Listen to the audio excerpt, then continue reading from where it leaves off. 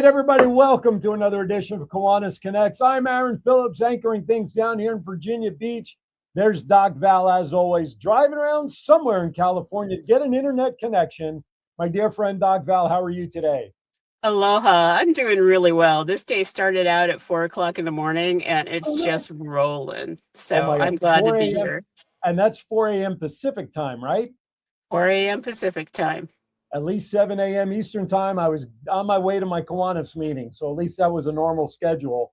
How's everything there in California, otherwise to an early start for you? You know, it has been amazing. We've got rain, which Uh-oh. is amazing to us. And we had a little minor earthquake going on in Santa Cruz, 4.9. And No. so it shook us all up a little bit around 3 o'clock. And so right now I'm just glad to be hanging out in a little bit more central northern area of California and having a good Oh, time. I, But I, you have someone with you, I and do. I she's do. I have been looking forward to meeting you for so long. So, Erin, I'm going to go on mute for a moment, let you introduce her. Be my pleasure too. All right, joining me here in studio today. Usually the guests are out in California with Val or online, and last couple of weeks I've been lucky enough to have our guests in studio here with me. Today I'm honored to welcome author Nikki Lozano. She's also a real estate agent here in Virginia Beach, but more importantly, she wrote a book, John, if you can bring the cover up as well, The Grit and Grind, A Veteran's Journey to Healing. Let me put it this way. I'm going to start off by the story saying that she is a 20 plus year veteran of our military. Thank you very much for your service, of course. Thank you. And she survived the bombing of the USS Cole back in 2000, which is Wow. the story. But really, the impressive part of this story for Nikki is the fact of what she has come through in her life and her journey and her experience to come out on the other side. And really, the byline, A Veteran's Journey to Healing. Let me put it this way, ladies and gentlemen. I started reading the book. Even I had trouble keeping the book in front of me to keep reading it because of the depths of the story. So, Nikki, welcome to Kiwanis Connects. Thank I'm, you I'm so shaking much. personally, but usually she and I hug before and after the show as well. And Nikki and I met. It's only been a couple of months, courtesy of our mutual friend Eli Cologne, who, by the way, is sitting behind the camera today in studio as part of our studio audience working away. And I want to thank Eli for that. But you and I have chatted a lot over the last couple of weeks. And the only thing I require, Doc Val, when we have authors on our show is I get autographed copies of books from my library. And Nikki did not disappoint. So, And I need one of those for my library as well. And as you're introducing Nikki, the only way I can describe you to people who are listening on podcast is you're kind of like Superwoman, by day real estate agent, and then you become this super amazing human being. And reading your book and being able to introduce and know your story a little bit. Wow! Thank you for taking time to be here with us. Thank you so much for saying that, Val. it's you and I, Val, we're cut from the cloth of loving to support anybody and everybody that we can, right? And because of our Kiwanis background and everything that we do. But then when it comes to veterans, I think there's just something extra for both of us when we have an opportunity to support in some form or another those who served in our military. I never served personally, but I know a lot of people around me, and I have family that generations ago served. But for us to be able to sit here and hear a story of Nikki's and what she went through to be the person that she is today after being in the military for so many years and protecting others, which the irony is not lost on me as to how you did that for 20 plus years, yet growing up and reading the early parts of your story, the protection you so desperately wanted as a child growing up was literally non-existent. An irony in that, but we'll get to that part. Let's talk about the intention. What was your intention when you wrote this book? I'm sure it had to be part of it was cathartic for you, but at the same token, what was your goal and intention for Grit and Grind? Initially, I'm very much a storyteller, and it was just something that I would hear often of these stories that you share with us. You should write a book about it. I would love to read that. And so initially it started out that way, but then what ended up coming out turned out to be very different. I did not expect the catharsis to be what it became, but really my goal and intention as I was writing it was to be able to share hope for others who may have gone through something similar, because there's so many people out there that have gone through much of what I've experienced. And it's kind of interesting. We talked about superheroes. Val, you called her Wonder Woman, and we were chatting about the decorations around my studio, of course, being Batman, that she uses the word hope because people forget that the S on Superman's chest or Supergirl's chest is the symbol for hope. So it's interesting that she uses that word. Val, go ahead, take it away. Well, one of the things that I want to make sure we tie in really early on is that our show really likes to focus in on those people who are the adults that we needed as children. And so you're bringing in your story is something that I think almost every single listener out there either knows somebody or has experienced some pieces of this, and being able to pull it all together in a way that there is healing and hope, it is what's so important, so you don't get stuck emotionally in what you're doing. So Aaron had started and it just kept going, but I really want to know, how did you come about to write this book? What was the impetus that started you writing? The changing or turning point when it was like, now's the time, really was because another service member or shipmate that was on the call with me wrote his book, and it gave me that push, like, oh, if he can do it, I can do it. And then it used to started from there. And then when I started writing it, then that's where I started steering it towards, wow, if I'm able to get vulnerable enough to be raw enough with my story and with the details, the more that I can share that, it would be able to start the conversation with others to do the same for themselves. We have a big support of our show, and you'll hear from her in a little bit. Melissa Atwell, based in Las Vegas, she has a resource called the Mental Health Moment, and we have her do a piece with us every week for suggestions on how to handle stress. So your connection with your journey and all that you went through, and we have to connect her with Melissa, because I think Nikki and Melissa, the two of them, Val, would just like blow the doors off any project together when it comes to mental health and stress and just kind of coping with everything. Well, I already have her, Nikki. I already have you in line to join our Kiwanis Club. We're doing it's Kiwanis Club for Mental Health Cares, and putting together packages and programs for all the way from TK all the way up to adults, and being able to provide that kind of service and outlet. You will love this. So have no fear. And if you're listening and you want to be a part of this, we have a informational meeting on the 16th of April, and our charter party will hopefully actually be in John's studio. So, ooh. Is that going to be a live broadcast on Kiwanis Connects too? I think it will be recorded, because it's going to be May the 4th, and I think May the 4th is Monday.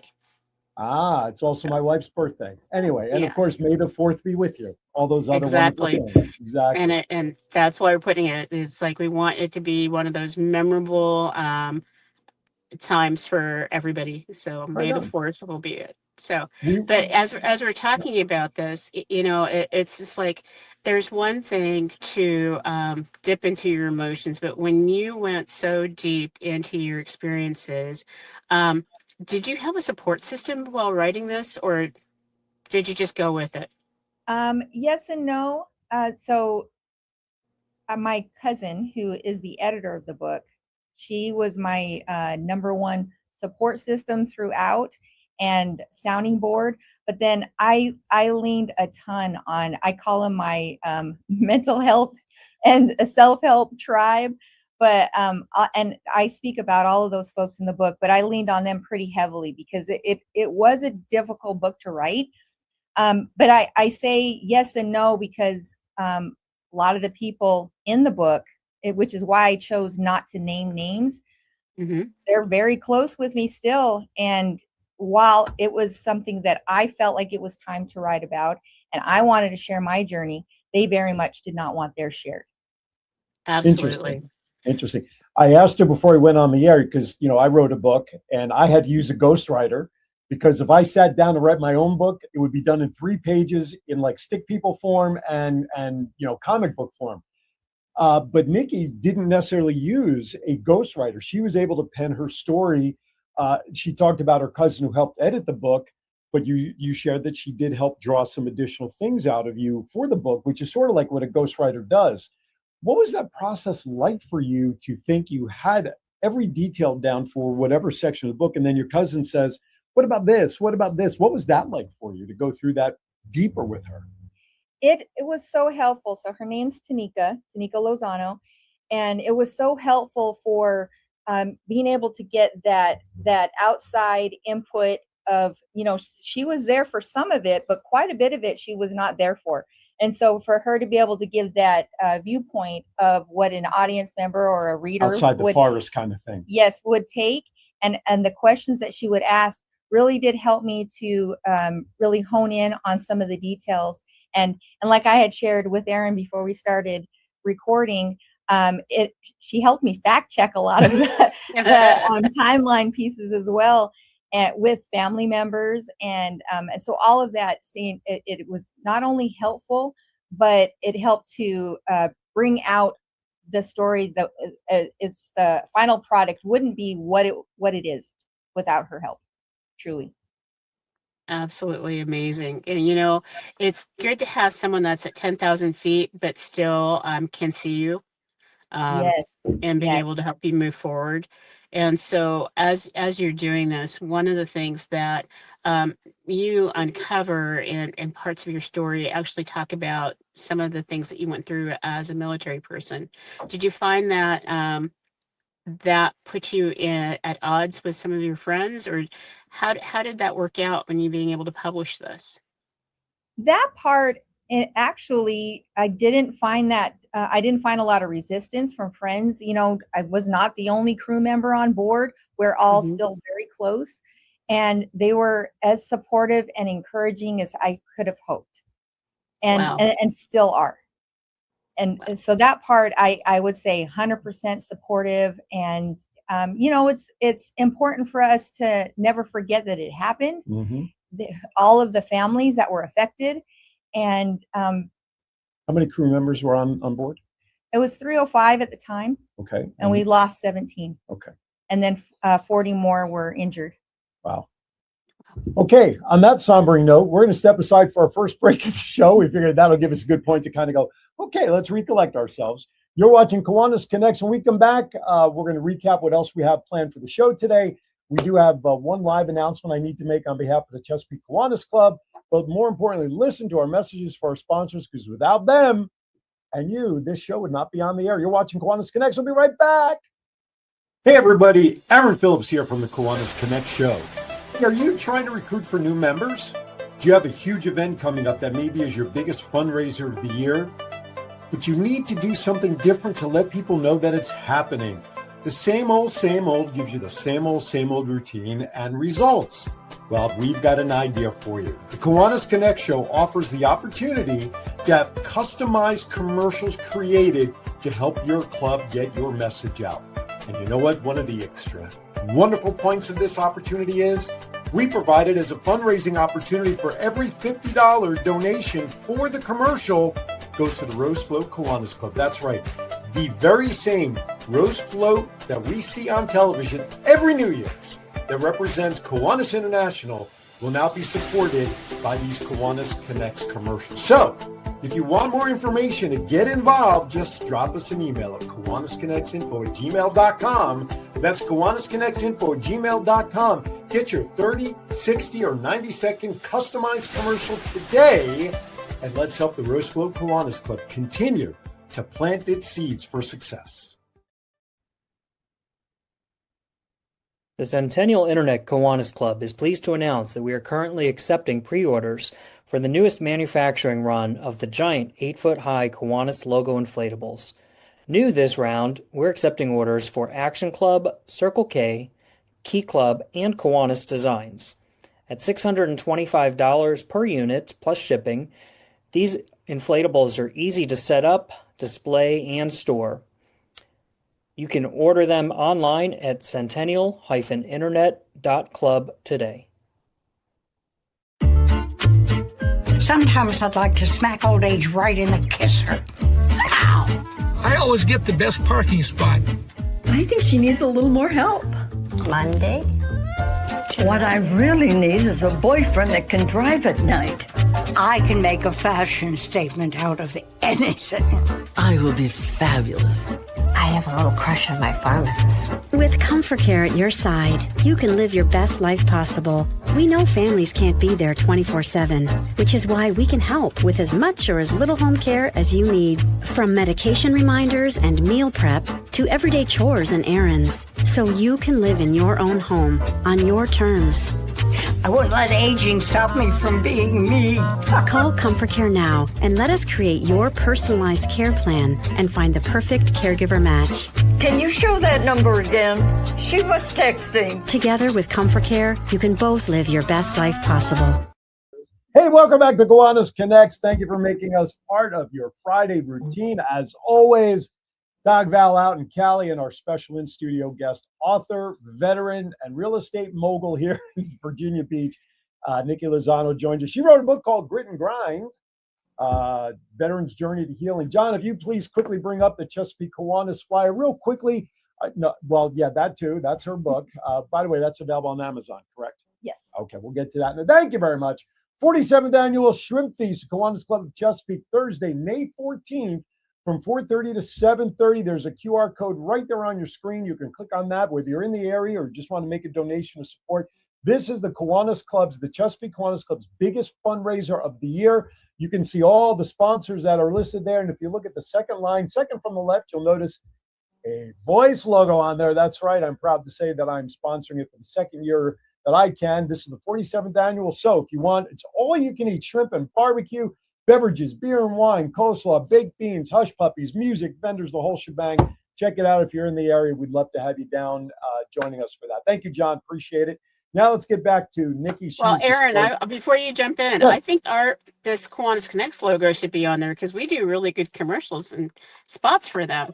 You know, and it's funny you say that because I actually just rewrote the voiceover, and Eileen and I have to revoice the script, so there will be a commercial coming for the 47th annual Shrimp Feast. So you know what? I'm sure we can make that happen. I just happen to know one of the secretaries who handles all of this, and we could probably slide the logo on there. Great point. Okay. Thank you for mentioning that. All right, Absolutely. Let's get back to Nikki. So Val, I'll throw it back to you to get us started post-break. Okay, so Nikki, one of the things I was noticing is that when we talked a little bit earlier, you were saying that you've had really great support in what you're doing. And right now we're in the middle of sending troops to Iran and a couple of other places in the world. And what kind of advice or support would you give to them, knowing that they're going through some very similar things now that you went through? I would say you're not alone. And even though it's something that we say often, when you're in it, it doesn't take away from the fact that you might still feel very alone in what's happening. There's this stigma in the military and just about everywhere where it's almost like suffer in silence. Like you're going through all kinds of stuff internally, but we got to meet the mission. So you got to show up and, compartmentalize and put it away, stuff it away somewhere. But there's going to come a time when you're going to have to unpack all that stuff. And if you don't, it could potentially, lead to a dark place. And that's where it's so important to just remind our veterans and our active duty that you're not alone. And there are many, many, many others that have gone through something similar. And we're here for each other and we're here to take care of each other. Some of those deployments are coming out of Norfolk here, right by us. Do you have a chance to talk to, did they ask you to come in at all to talk to those service men and women who are about to deploy, to talk about them, to talk with them about what to expect and all of that? Does the local naval base rely on past service people who have deployed in the past to go talk to them what to expect face to face? Typically no, especially when you're gearing up and getting ready to head out. It isn't something that those those types of programs and community organizations, they're there, and it's usually something that's provided when you return. Gotcha. Okay. So, oftentimes we recruit military folks to join Kiwanis, and we say, thank you for your service. And we never really ask any questions. What kind of support can a Kiwanis Club give to a veteran who's returning and a veteran who's retired and just wants to be a part of a group? Well, there's something to be said about wanting to be a part of a group, wanting to be a part of a community, wanting to be able to give back, and just having that opportunity made available. I think is within itself huge. And that camaraderie that comes with it as well. There's something to be said about veterans who, when they walk away from service, that's the number one thing we miss. We miss that camaraderie. It isn't the same in the civilian world. So when you're able to join organizations like yours and be able to get that same feel and be a part of something that's bigger than yourself, then absolutely, it's all of that is working hand in hand, I think. As we're talking about this, my daughter, who works at Old Dominion University, she's showing us pictures. They're doing a memorial service out at the football stadium for Lieutenant Colonel Brandon Shaw, who during the terrorist attack here at Old Dominion a couple of weeks ago on campus lost his life. And my daughter sent pictures from the field where they're planning on doing the memorial. Well, actually, the memorial was yesterday on Thursday, so these pictures she sent was during all of that. So it falls right in line with what you're talking about. This is post-event, though not deployment, where you have to deal with the anxiety and the PTSD maybe and on the stressors around having to honor a fallen serviceman who didn't lose his life overseas somewhere. He lost it 12 miles down the road from us where we're currently sitting. But the trauma and everything that goes into that, the advisors and the counselors and everything have to be at the ready to support military and non-military in this situation, right? Absolutely. I can't imagine. I honestly can't. Val? Well, it just brings up something that we had a big fire out here at basically senior living community, and over half of the people that are in this community are all veterans. And so in the volunteer time and working with them, it's just recognizing and realizing for some of them, this is the post-traumatic stress that they're experiencing, to go through something that they had no control over and having everything ripped from underneath them. And so I wanted to do a shout out to All In Monterey, because they have been providing the basic needs. But I think the piece that's missing is more of the camaraderie and the interaction. They're meeting the physical needs, but I don't think everybody's meeting their emotional needs at this point in time.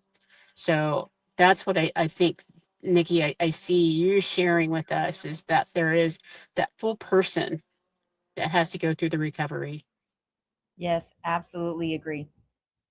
Her recovery, but I want to start kind of stepping outside of the military experience for a moment, because when we look at the word resiliency, I think your picture should be in the dictionary to define what resiliency is. Because I would just dare say that your upbringing as a young child would be the definition of horror if we were to use one word to describe what you went through as a young child.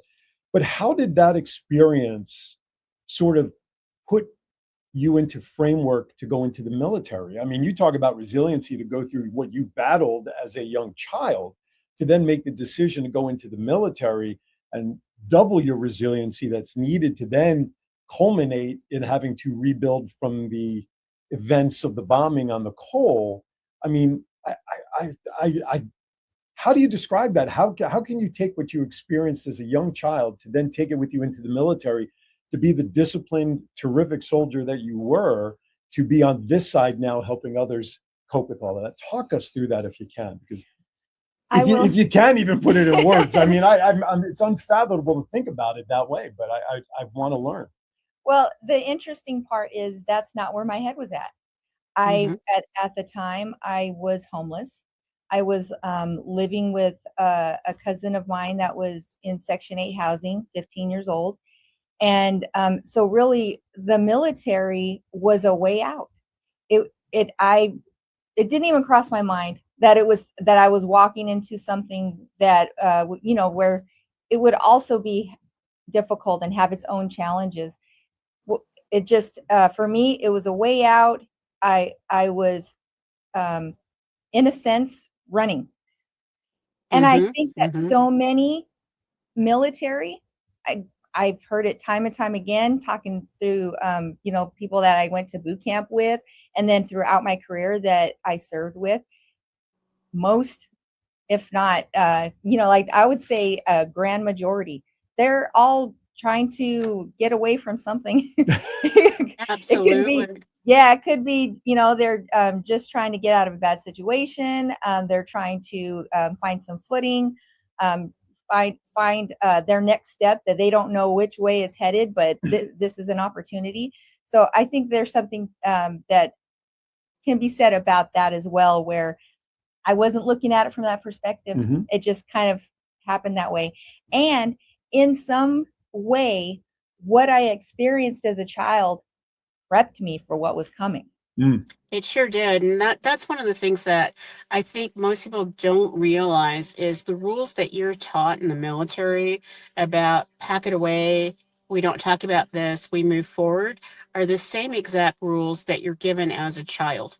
And it's like it didn't happen the way you think it did, put it away in the box, move on, move forward. Don't tell anybody because this doesn't fit the narrative that's in the house or it's in the school or it's whatever. So your brain was already preconditioned, right? So there's no have to learn a new thing.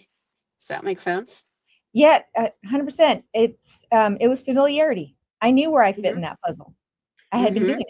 Val grew up in a military family as well, so she grew up traveling the world, so to speak, so she can also appreciate the perspective of that military lifestyle as we're kind of hedging on it. So well, and I also grew up in a abusive household, and so some of the things that I'm just beginning to touch base on with you, I feel like I see you, I feel you in this, and I think that most helpers and most people who are really successful in moving forward are those people who've been there.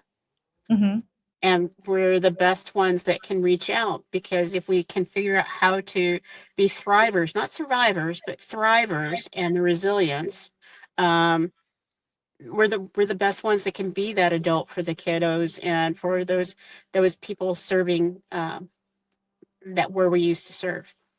So I just want to do a quick reset for those of you joining us here. Thank you for watching Kiwanis Connects. Aaron Phillips, Doc Val, and our special in-studio guest today here in Virginia Beach.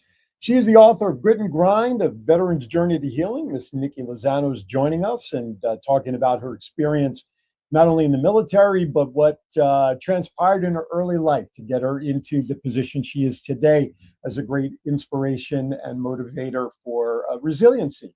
I want to also let everybody know, of course, you can catch us on our 3 positions on Facebook and YouTube. And of course, don't forget, coming up still on the show, we have Melissa Atwell's Mental Health Moment Message. We have Doc Val's Wow Moments. And of course, I didn't even mention this at the top. Guess what?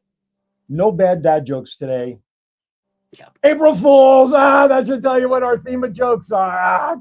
I got Doc Val. I got her. That's right. I've got some bad dad jokes. April Fool's jokes theme, because that was just a couple of days ago. I'd be remiss if I didn't touch on that, and a lot to do. So thank you for joining us today. Make sure that you share this episode with those who need to be uplifted, who need to understand the definition of resiliency, and it's okay to overcome what many may perceive as early trials and tribulations. And as a great example of that, Nikki can share what it is like. It's hard work, no question, but she did it, and anybody can who wants a source of inspiration, you've got that right here, Nikki. All right, let's talk about, there's 3 words that you use in your bio, and that's called the hero journey. What does that mean? Talk about what the hero journey is all about. So there, and I am forgetting the first name, but it's by a gentleman with the last name Campbell. And he wrote The Hero's Journey, and it's a theme that can be found in just about any story, movie, book of a person who starts in one place and finds that at the end of the journey, they were their own hero. That's Joseph Campbell. And Joseph so, Campbell, thank yeah, you. you're right on track. I actually think I have that one on the shelf. Yes. So, yeah. Yeah. And that's truly what I believe is part of our life's journey, is to find that within ourselves of how we can become our own hero. And to your point, Val, where you had mentioned becoming the adult that you needed when you were a child, for yourself, for your own inner child. Absolutely. One of my friends, she says this statement that it just resonates with me. Children need to be children as long as they can. And as adults, that's our responsibility to help them stay children. And when you can start seeing the signs and know that it's okay to help them express themselves so that they don't go through this whole pathway that we're going through.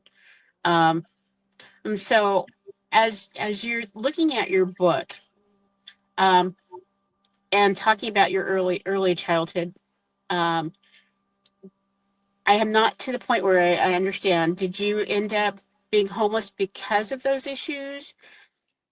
How did you end up in that transitionary phase where military was the answer? Well, so the homeless part was circumstantial, partly stuff that was going on with family. That there were a few times that I found myself in a place where I didn't have a place to call home, and I was couch surfing, is what I called it, twice in high school.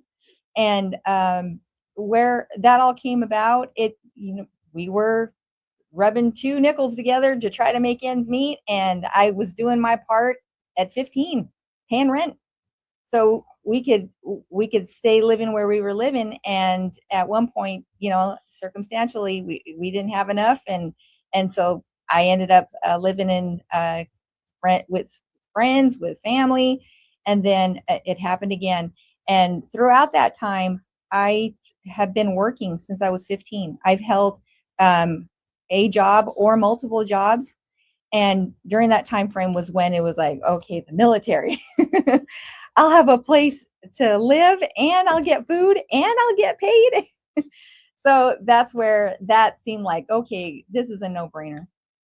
Where my circumstances that have me right now, there's there's a limit to how far I can get by with where I was at. So it really was an opportunity, and it was the single most best decision I made for my life.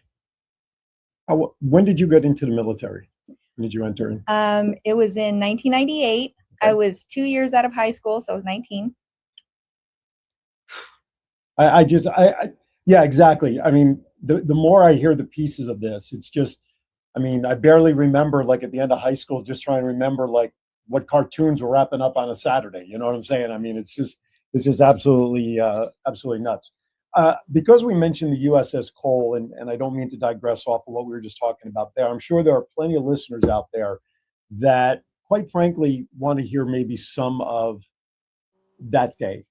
So what was it? It had to have been pretty much a typical day. Can you lead us up through a little bit of what the day was like on board before the incident, and then kind of what was happening as it was unfolding?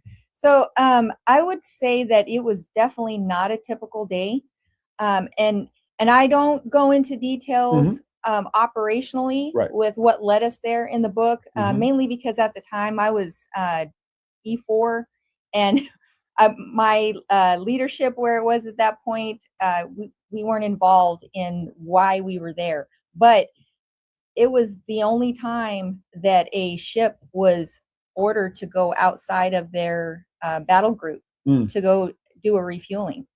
So that's where it was not a typical day. Okay. The other options would have been to refuel at sea, that we call it UNREP. That's not what we were ordered to do. So here we were by ourselves in Aden, Yemen, using a refueling station, and that was when we had two 2 men on a trash barge. That's what we thought it was. The trash barge, it was a little small boat that would come alongside the ship and pick up our trash while we were refueling. Instead, they had explosives on board, and they were suicide bombers. Jeez. And so they pulled up alongside us, waved, and even in the moments after it happened, most of us thought that something had exploded from the refueling. Gotcha. Only a Wow. few people had seen the boat pull up alongside Really? us. So where were you when the bomb went off? So I was, so again, not a typical day. Sure. It was right before lunch was about to start. And if it was a normal day, I would have been the first in line to eat. and, and this day, something felt eerie and off. Okay. And I didn't want to be down in that area. We had some local vendors that were on board selling their wares, and I still have it's a strange thing to describe, but I didn't even want to step foot into the space that they were in. Something was giving me like the heebie-jeebies, and so I just went back up to my office space, which was in personnel office, and which, like, if you're looking at a DDG, a small ship, it's right in the middle. So it's one deck up from where the mess decks was at and where the detonation happened. And so I went right back up in that space. And when we felt the explosion, it shook the entire ship. And then it was almost like everybody stopped. What do we do? Where do we go? And then, our training is to go to general quarters. So that's what we did. And as I was headed to my general quarters space to go get my equipment, we were overcome with smoke. We did not know that a couple of feet past where we were trying to walk, that's where the hole was, and we would have just fallen in the water. Wow. So it ended up going around topside, going around to see if I can get to that same space from another direction. And that's when we saw everything that was happening, the people that were hurt, the people that didn't make it. And all of that was kind of happening.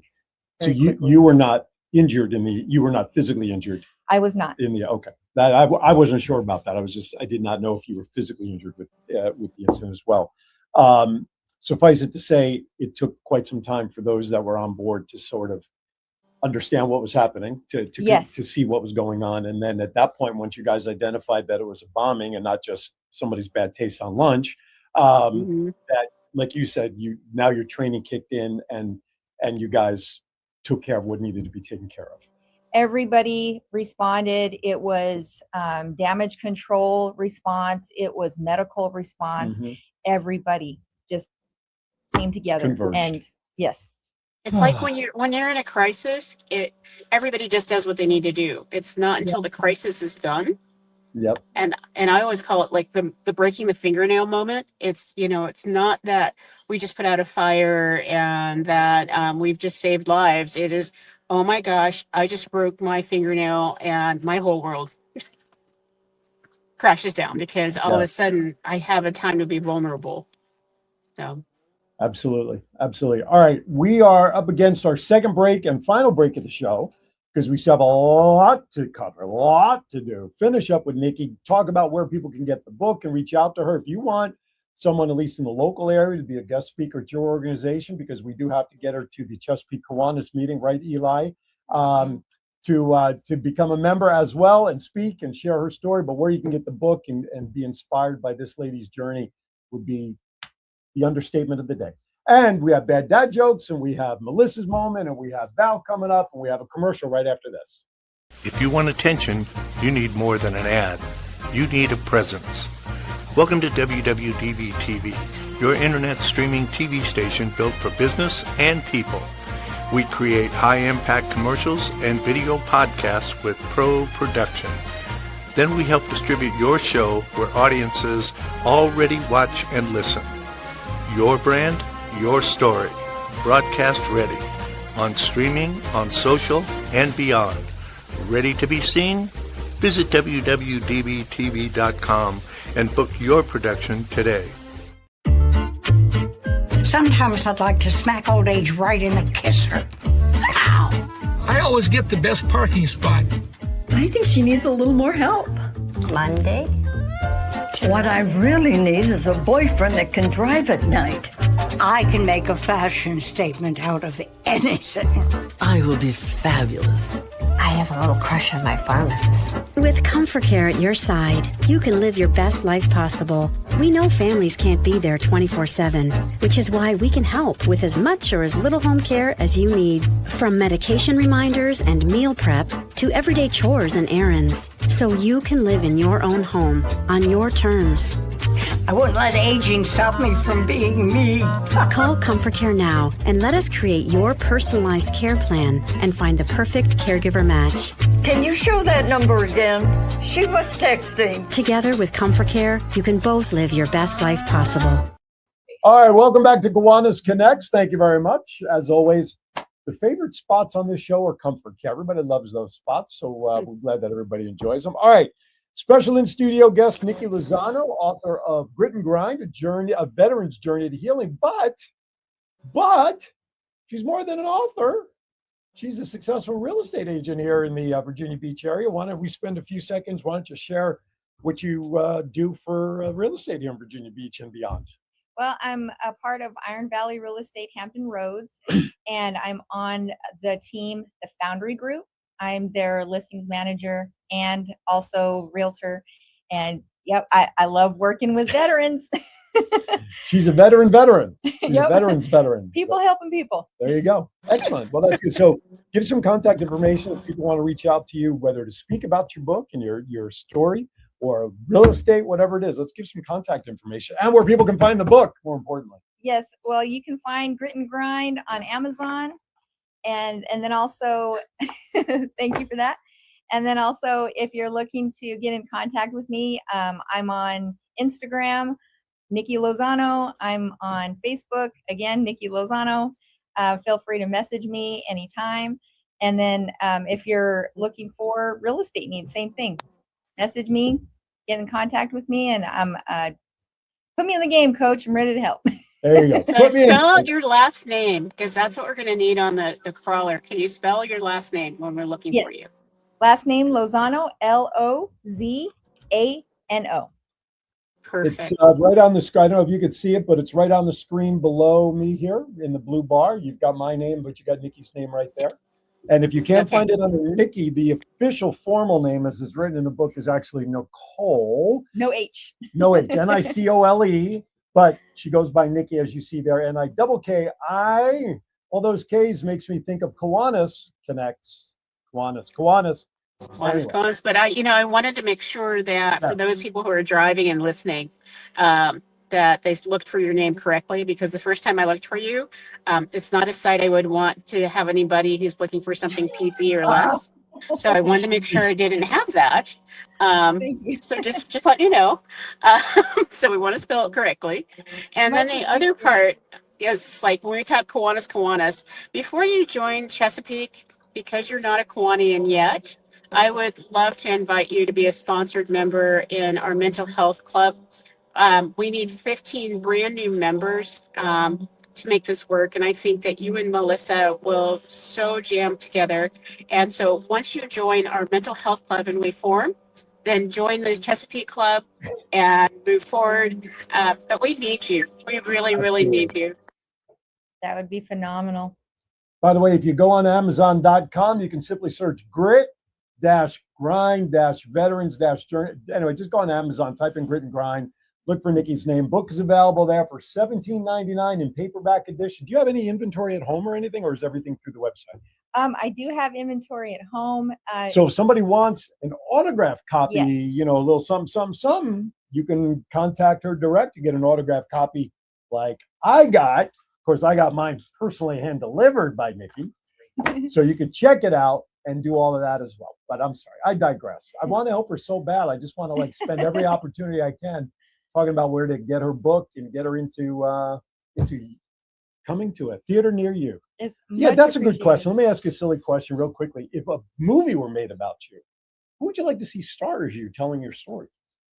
Well, funny that you would say that. So she's not even thinking about it, I can tell. No, it wasn't even that I've been thinking about it. It's that it was a funny conversation. So anybody that's been in the Navy, and like what had happened to us, that whole incident has been talked about for training purposes through boot camp. Well, one of those nights we had what was called the bucket brigade, because we started taking on more water and we almost lost the ship. Oh my goodness. And so here we were in the middle of the night, literally with buckets trying to get this water off the ship so the ship wouldn't go under. And we were out there for over an hour, I would say a few hours.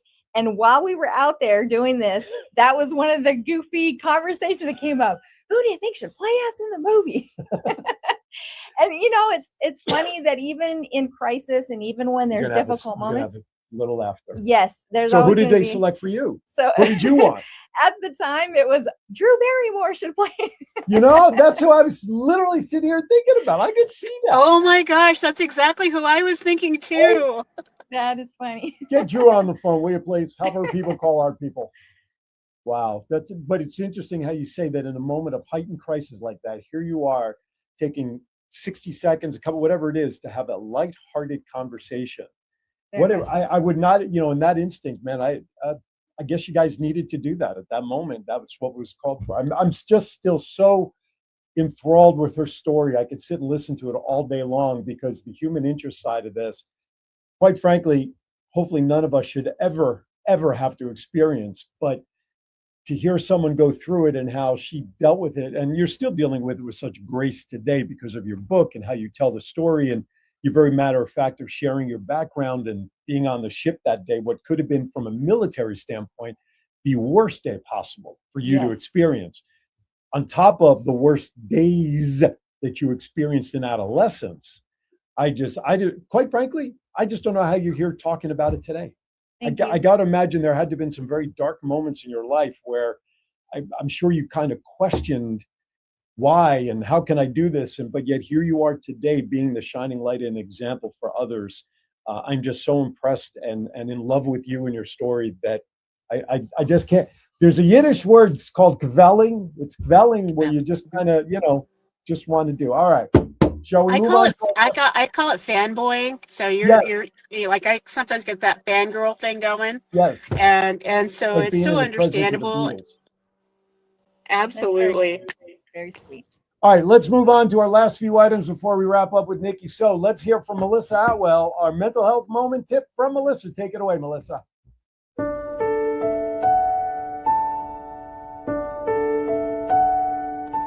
Hi, I'm Melissa Atwell, here with your mental health moment. Rest isn't reward-based. You don't have to earn rest. If you're tired, you deserve a pause.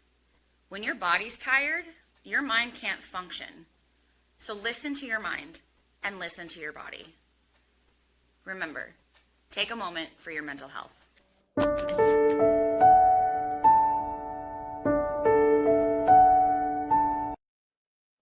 Thank you, Melissa. Well, while that was playing, so you have a daughter. You have any other children? I have 3 daughters. Okay, how old are they? Are they 24, 14, and 12? Any military desires from any of them? Not one bit.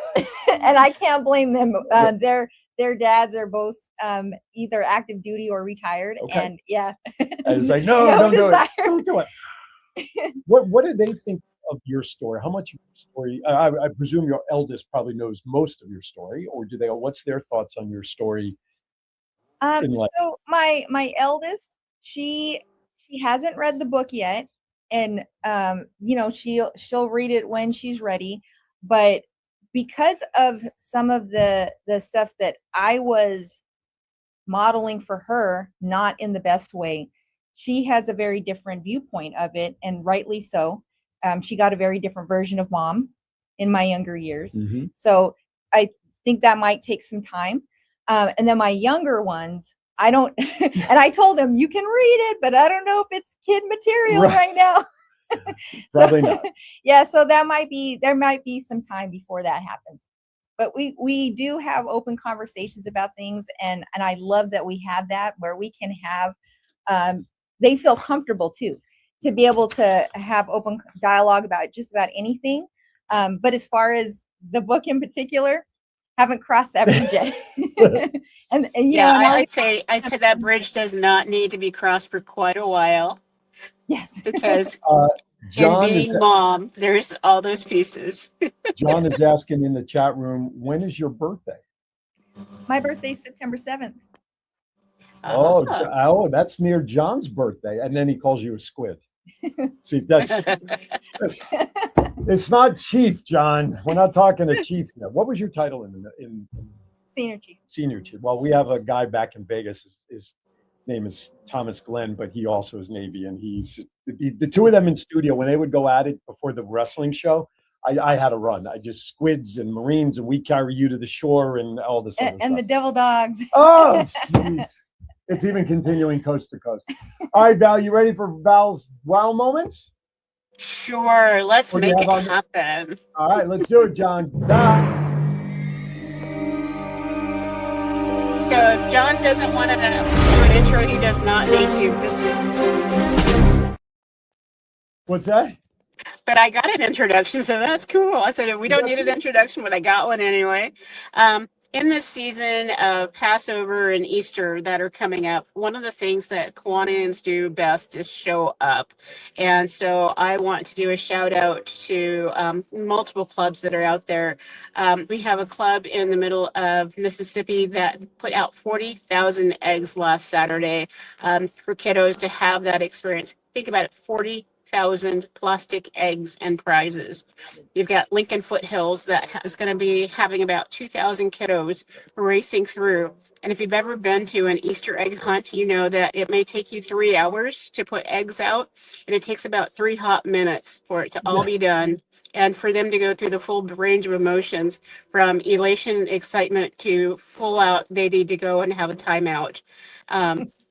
So I am just in awe when people come together for Easter and Passover and really rally around feeding our communities, because this is an amazing emotional time. And we also cross over into many other holidays. This is yet again that time where the calendars all coalesce.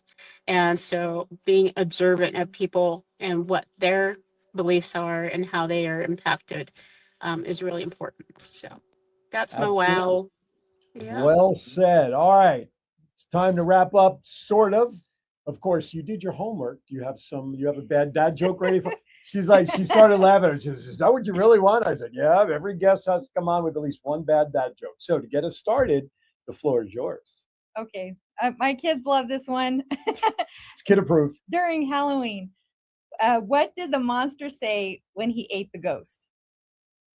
What did the monster say when he ate the ghost? I don't know. What did the monster say when he ate the ghost? It tastes like sheet. Oh!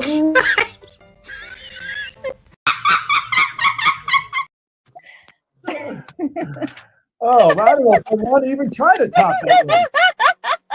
I'll have to file that one away for Halloween. All right, John, let's hit it.